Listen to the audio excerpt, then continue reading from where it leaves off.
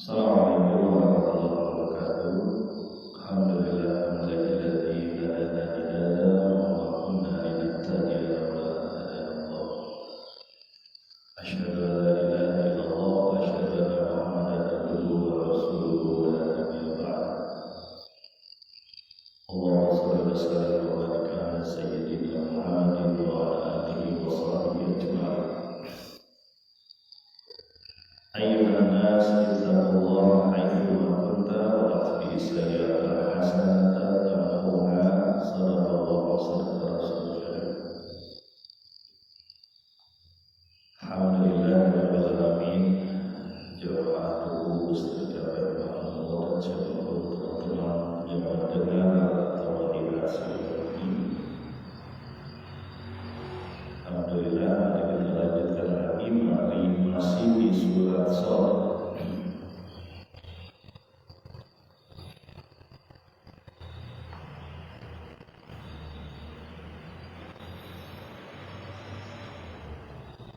Kita sudah sampaikan bagaimana Allah Subhanahu wa taala secara sepintas mengingatkan kembali ada orang-orang yang harus segera memenuhi panggilan Allah Subhanahu wa taala.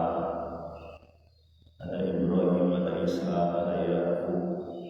Mereka adalah orang-orang yang mempunyai amal dan ilmu yang tinggi, yang seolah-olah amalnya dia disebutkan sebagai pandangan, yaitu untuk ilmu, dan tangan untuk amalnya. Dan mereka adalah orang-orang yang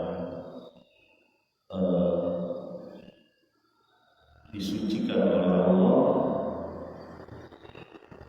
Mereka mempunyai ciri, yaitu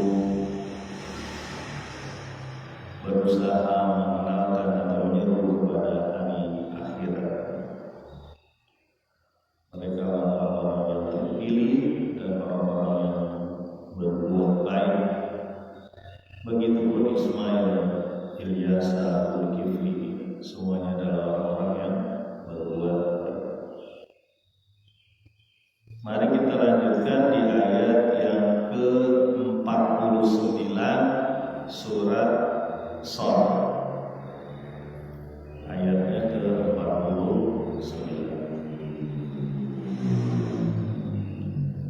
Bismillahirrahmanirrahim. Hadza dzikr wa inna lil muttaqina la husna ma'ab. Inilah peringatan dari Allah, dan sesungguhnya bagi orang-orang yang bertakwa ada tempat kembali yang paling baik. Ini ayat-ayat yang akan kita coba bahas selanjutnya adalah apa tempat kembali bagi orang-orang bertakwa. Orang-orang yang mengikuti perintah Allah, orang-orang yang sabar dengan berbagai ujian, dan dia tetap punya misi untuk menyeru manusia menuju Allah Subhanahu wa taala. Banyak ujian yang didapat bagi mereka, tapi mereka tetap teguh terhadap ujian tersebut, karena ujian itu dari Allah Subhanahu wa taala. Dan orang-orang yang kalau di sini disebutkan para nabi, juga para sholihin, orang-orang yang soleh, orang-orang yang mengikuti syariat ini adalah orang-orang yang bertakwa, orang-orang yang takut kepada Allah, orang-orang yang senantiasa mengharap ridho Allah, orang-orang yang berusaha memperbaiki diri, memperbaiki ilmunya, memperbaiki amalnya menuju Allah Subhanahu wa taala. Mereka layak mendapat tempat kembali yang paling baik. Itulah orang-orang bertakwa. Alhamdulillah kemarin baru selesai bulan Ramadan ya. La'allakum tattaqun, supaya kita menjadi orang-orang yang bertakwa. Mereka layak mendapat tempat kembali, sesuatu yang diharapkan. Ya. Lalu dirinci oleh Allah Subhanahu wa taala seperti apa sih tempat kembalinya orang-orang yang bertakwa. Ya. Kita sudah sampaikan kemarin bagaimana ada Daud, ada Sulaiman, ada Ayub. Secara rinci lumayan tuh kita mendapat gambaran bagaimana Daud, bagaimana Sulaiman, begitu kesabaran yang luar biasa pada Ayub ketika diuji dengan kesulitan, kemiskinan. Sementara Sulaiman dan Daud itu diuji juga, tapi dengan kekuatan, dengan kekayaan. Semuanya itu ada ujian. Makanya kata Nabi, saya tidak terlalu khawatir kalau umatku diuji dengan kekurangan harta, tapi yang paling berat adalah ketika diberikan segalanya. Allah memberikan segalanya kepada umat. Berbagai pintu rezeki terbuka. Wah, itu yang berat. Tapi itu ujian tetap ada. Allah memberikan ujian kepada kaum mukmin. Baik berupa penderitaan fisik, kekurangan harta, ataupun kelebihan harta atau fisik yang bagus. Karena betapa banyak orang yang mempunyai fisik yang bagus, sehat dan sebagainya. Langkah yang paling berat adalah langkah menuju masjid. Kita bisa melangkah kemana-mana, mengadakan perjalanan jauh, tapi ketika ke masjid betapa beratnya langkah. Padahal nggak jauh-jauh banget ya masjid di Indonesia itu, rata-rata dekat-dekat. Tapi betapa kuatnya, banyak orang yang kuat, bahkan memanggul banyak beban misalnya ya, ataupun dia berdiri berlama-lama ketika di pabrik bisa sampai 8 jam mungkin ya, tapi dia tidak kuat ketika berdiri berjamaah sholat di masjid. Ini bukan menyindir siapapun, bagian dari introspeksi saya juga ya, bukan berarti wah Pak Arwan nyindir buat Pak Arwan yang takut. Kalau kedengaran ya alhamdulillah. Kembali lagi ke ayat jemaah kampung Mestrikan rahimahullah, dan mungkin kampung lain mendengar. Orang bertakwa pasti dapat apa? Dapat tempat kembali yang baik. Ayat selanjutnya ayat ke-50 surat Shad. Jannati adnin mufattahatan lahumul abwab. Mereka mendapatkan jannah adn, surga adn, mufattahatan lahumul abwab, dan pintu-pintu yang terbuka. Jadi mereka dapat jannah, pintu-pintunya terbuka. Nanti ada bedanya nih setelah ini ya, nanti akan datang diceritakan gimana tempat kembali orang-orang yang melanggar, orang-orang yang ingkar, orang-orang yang mengolok-olok kaum mukminin. Ya. Bahwa di sini mendapatkan tempat kembali yang baik, jannah yang selalu terbuka pintunya, mendapatkan ucapan selamat, Assalamualaikum, mendapatkan ucapan selamat, dihormati, ya. Itu jannah. Beda nanti dengan orang-orang yang ingkar. Tempat kembalinya seperti apa? Apakah terbuka atau tidak? Apakah dihormati atau dihina?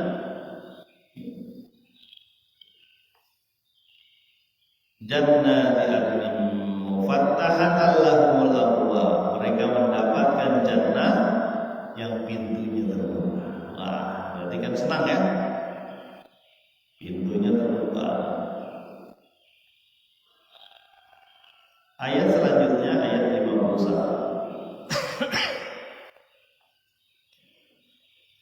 Kami ingatkan bagi yang belum sholat subuh, maka sholat subuh dulu ya.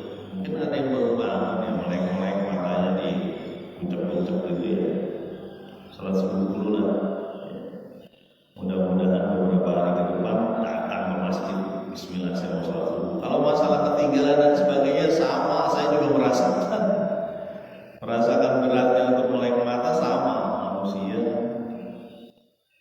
Mudah-mudahan ke depannya semakin banyak yang datang ke masjid. Pak, tapi saya belum bisa bacaan sholat, ikut aja, belum jadi imam. Kalau jadi imam gimana ya, semampu kita. Hanya datang untuk mempelajari lebih lanjut. Usia kita berapa kita nggak tahu. Jangan menunggu lah.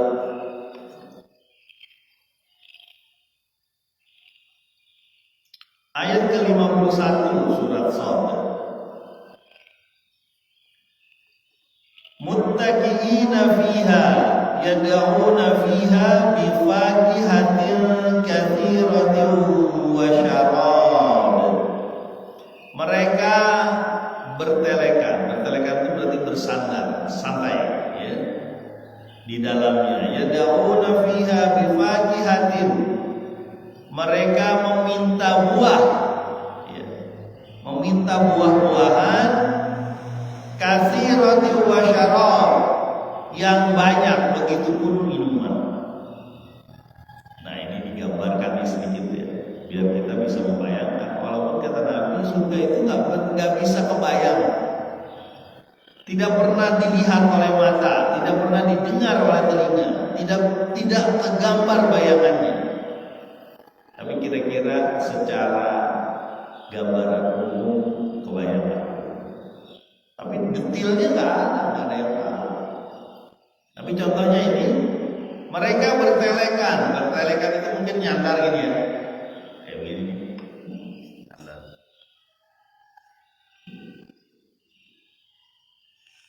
Kalau yang lihat secara langsung ya kelihatan ya, enggak. Mungkin di sini.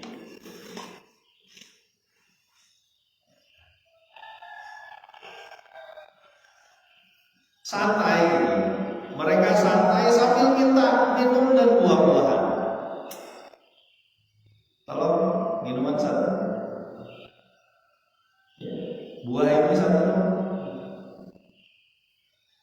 Pak, buah-buahan di dunia juga banyak, beda. Kita ini kalau ke satu tempat mendapat buah tertentu, kita senang kan buah tersebut karena beda dengan tempat kita. Rasanya mungkin ada campuran manis, hambar-hambar sedikit, ataupun ada asam sedikit. Tapi jenisnya beda-beda. Contoh gampang nih, kacang nih. Coba teman-teman, kacang almond misalnya ya, almond, kemudian kacang tanah, satu lagi kacang mede. Ya. Mana yang teman-teman suka? Kan bisa ya, bisa dibuat tingkatan kan. Kalau saya suka yang pertama kacang mede, yang kedua almond, ketiga kacang tanah, ya, tiga ini bisa. Nah, kacang mede kalau di Bogor itu agak jarang tuh. Makanya ketika kemarin ada kacang mede, istimewa tuh bagi saya tuh. Enak gitu. Tapi mungkin bagi orang sini udah terbiasa. Mungkin dia senang kacang tertentu nanti ketika dia jalan ke Eropa misalnya, atau dia jalan ke Amerika atau ke Jepang, atau kacang Arab misalnya di Arab, yang lebih dia sukai. Berbeda mungkin. Jadi jangan membayangin di dunia juga ada buah-buahan, jangan. Ya. Makanya ada satu hadis menyatakan begini. Di surga nanti, ini sering saya sebutkan di hadis ini karena berhubungan dengan berkebun ya. Ini kita semua banyak warga senang berkebun ya. Jadi di surga itu ada orang yang minta berkebun sama Allah. Ya Allah, saya mau berkebun, bertani. Kata Allah, kamu kan sudah diberikan semuanya, tapi saya mau berkebun ya Allah. Mungkin ingat kenikmatan berkebun waktu di dunia.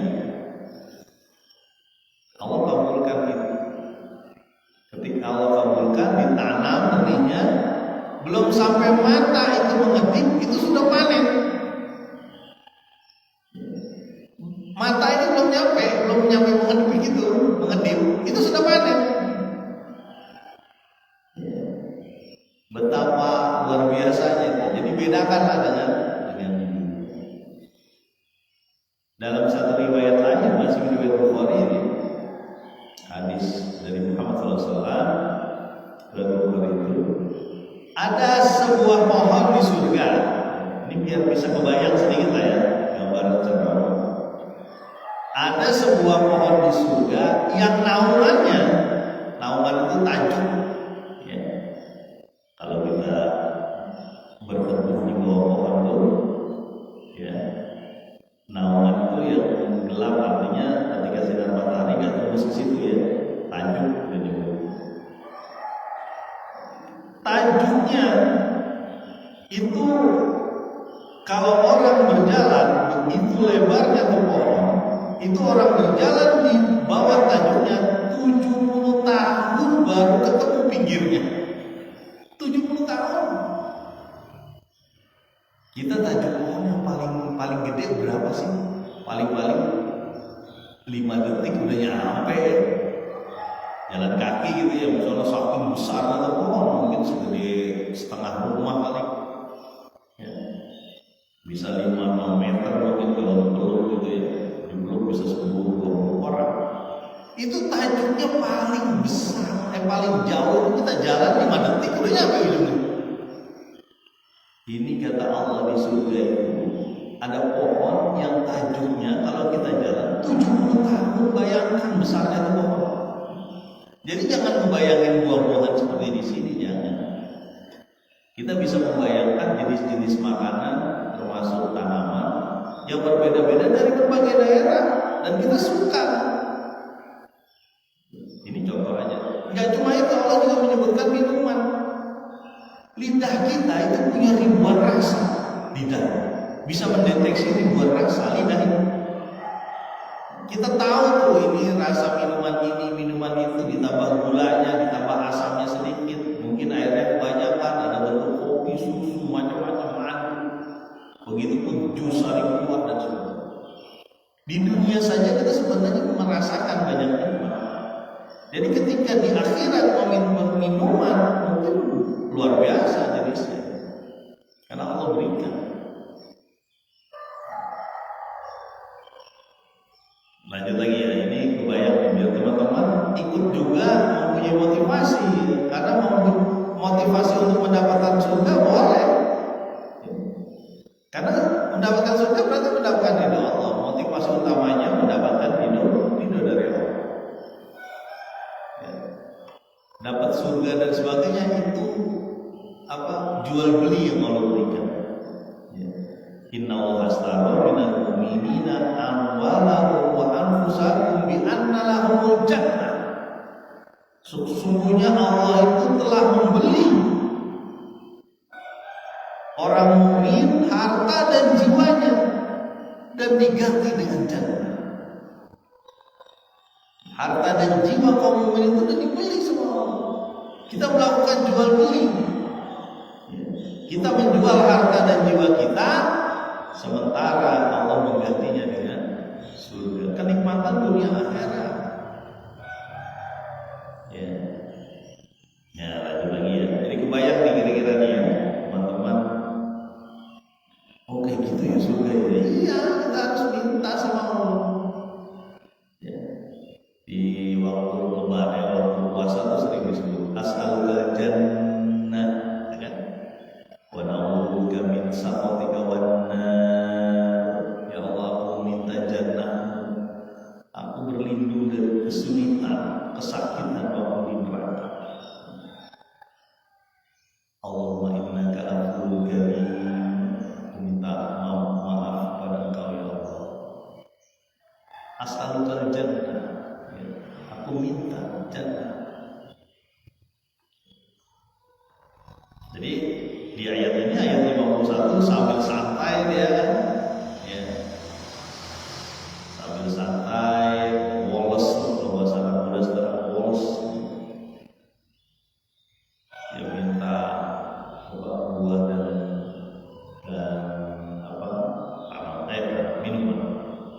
Ayat selanjutnya ayat 52. Wa indahum qasiratu tarfi athram. Dan di sisi mereka ada qasirat tarfi, ada pasangan ya, yang pandangannya tidak liar. Athram, sebaya usianya. Siapa? Bidadari. Ya, hurun 'ain.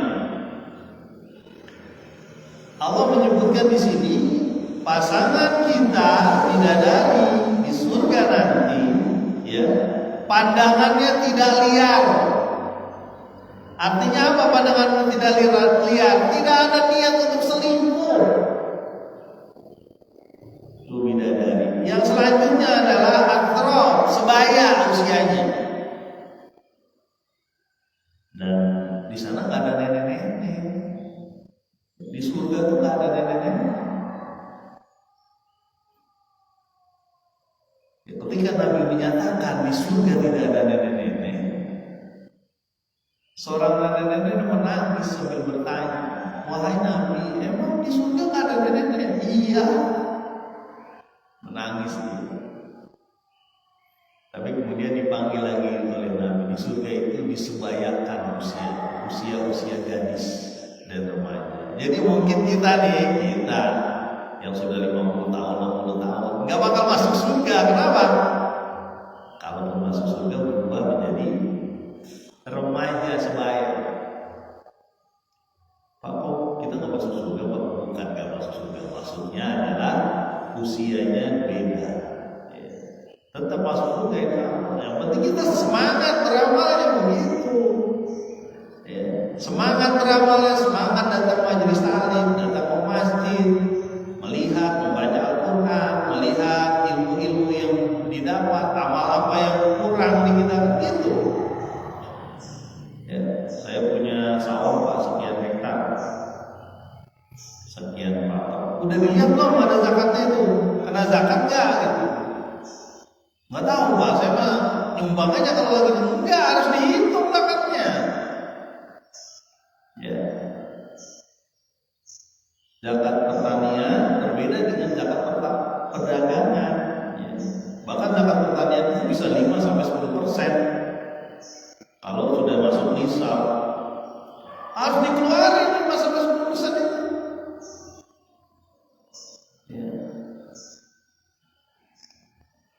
10% itu kalau dia dipakai air hujan, ya, bukan irigasi. Kalau irigasi 5% karena ada biaya-biaya di situ. Di sini kan banyak pertanian. Udah dihitung belum zakatnya? Bedakan dengan infak. Ini kadang-kadang yang penting saya sudah infak, sudah sedekah. Enggak bisa, harus dihitung. Kalau kata Nabi dari 40 kambing harus 1, jadi 1/40. 2,5%. Itu harus dihitung. Zakat perdagangan apalagi? Iya dihitung 1 tahun itu berapa dia omsetnya. Dibedakan antara zakat yang wajib dengan infak sedekah. Jangan sampai disamaratakan, nanti cuma infak doang nilainya nggak jelas nih. Nah itu bagian dari takwa kita, bahwa dalam harta kita ada harta orang lain, ada hak orang lain di sana. Itu di luar anjuran bersedekah, ya. Ada kewajiban di sana. Kadang-kadang kita asal uyah-uyah ya, kalau bahasa Jawa gitu ya, uyah-uyah. Artinya udah yang penting saya sudah zakat setiap bulan saya udah, nggak bisa, harus dibedakan. Ya, yang wajibnya berapa? Kalau untuk zakat perdagangan itu contohnya zakat profesi misalnya. Zakat profesi kan disetarakan dengan 95 gram emas. Ya. Kalau untuk 1 juta berarti 95 juta setahun. Kurang lebih di angka 6 juta, 6 sampai 7 juta. Itu sudah kena itu zakat, harus bayar. Ya, kalau dia punya pendapatan segitu per bulan, dia harus bayar. Bayarnya berapa? Ya, kalau 1 jutanya 25.000 kan, 12,5%. Berarti kalau 6 juta 125.000 setiap bulan tuh harus zakat. Contoh. Begitu pun perdagangan, begitu pun pertanian dan usaha-usaha lain. Pak, jangan-jangan banyak harta orang lain yang saya makan nih Mas sekarang. Bisa jadi. Itulah yang namanya keberkahan. Jangan-jangan ada yang ditunda di keberkahannya. Banyak, ada aja masalah. Karena ada harta orang lain yang masih di kita yang tidak kita keluarkan. Ini berbeda pembicaraan saya di tempat seperti ini dengan tempat kampung saya. Berbeda soalnya karena di kampung saya itu tidak terlalu banyak yang makmur. Saya lihat di sini banyak yang makmur. Ya. Kampung Bestrikannya saya lihat banyak yang makmur, jauh lebih banyak dibanding kampung kita. Harus disampaikan, jangan-jangan ada harta. Pak, kalau saya pergi misalnya, usaha keluar, entah bentuknya berlayar atau apa, dijelasin itu. Ada zakat profesi. Zakat profesi adalah salah satu ijtihad ulama, diantaranya Yusuf Qaradawi. Dan itu diamini oleh banyak ulama sehingga menjadi zakat.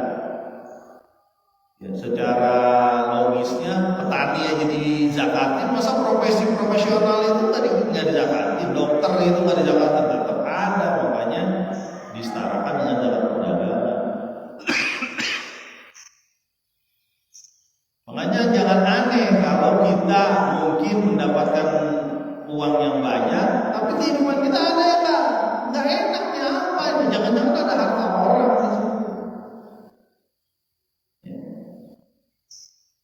Memang dua ya yang sering disebutkan, dan itu syariat yang dari dulu ada. Ya. Aqimus sholat wa atuz zakat. Menegakkan sholat hubungan dengan hablum minallah, dengan Allah. Kemudian menunaikan zakat, hubungan dengan manusia ini kan ekonomi dan ibadah. Dua-duanya ibadah. Yang ini hablum minallah, ini hablum minannas. Jadi jangan dilepas. Urusan yang penting kan saya sholat, saya haji dan sebagainya. Urusan perdagangan saya, bisnis saya, urusan saya dong. Ngapain itu utak-atik itu harus pakai sedekah, harus pakai zakat? Itu mirip seperti yang dikemukakan oleh Qarun. Kenapa harus zakat? Ini kan dari ilmu saya, dari keterampilan saya. Kenapa saya harus zakat?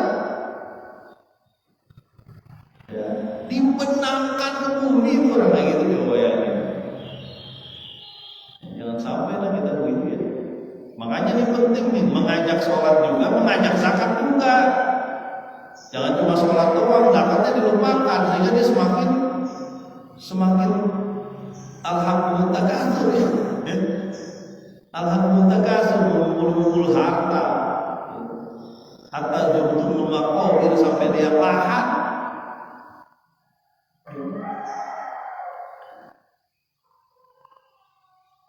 Makanya kemarin bagus tuh saya ngobrol lagi makan gorengan. Ini kenyataan ya. Berapa hari yang lalu mungkin penjualnya ini dengar ya. Saya makan gorengan, kemudian tangan saya taruh di tangan di kaki gitu, di bawah. Ini misalnya gorengan ini saya taruh di kaki, di dekat kaki gitu ya, di bawah bangku, di bawah bangku. Kaget saya, kok gitu? Kenapa? Ada ayam makan gorengan saya. Tempe kalau bahasa.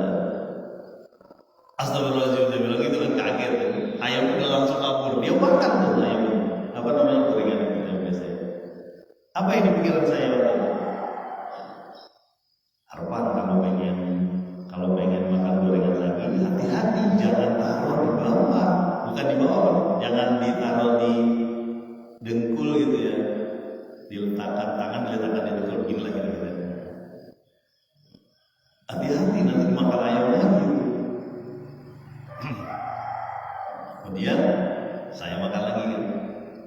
Saya makan kan pikiran ngobrol apa gitu kan, kesana sini, lupa saya taruh lagi gorengan itu ke bawah, dimakan lagi sama ayam yang sama. Coba bayangin.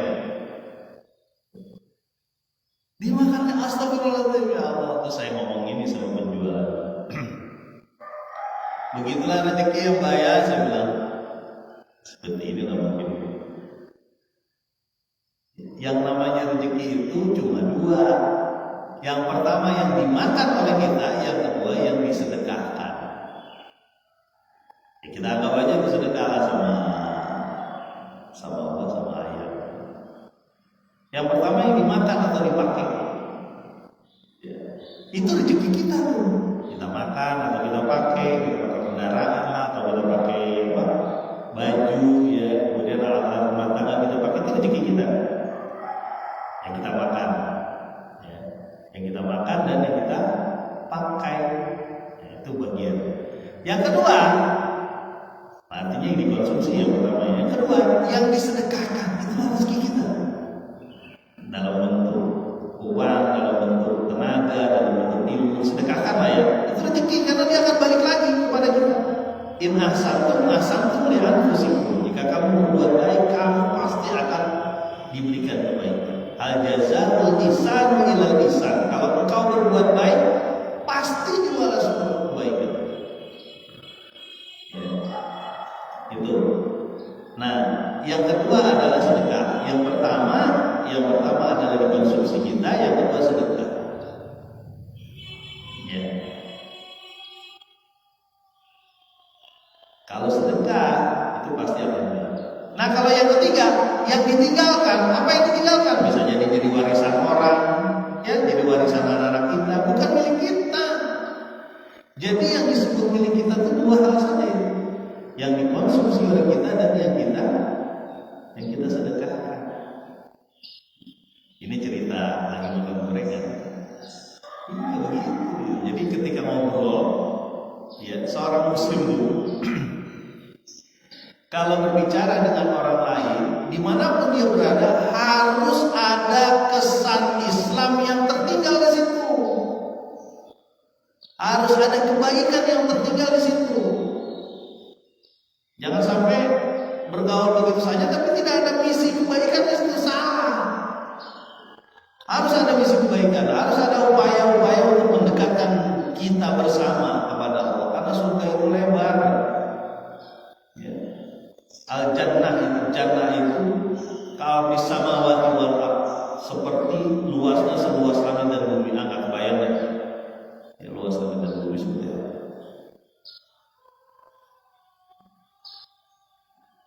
Jamaah kamu membesarkan kepada Allah. Kita lanjut lagi ya. Wa indahum qasiratut tarfi athram. Dan di sisi Allah ada teman pasangan, ya, yang matanya tidak lihat,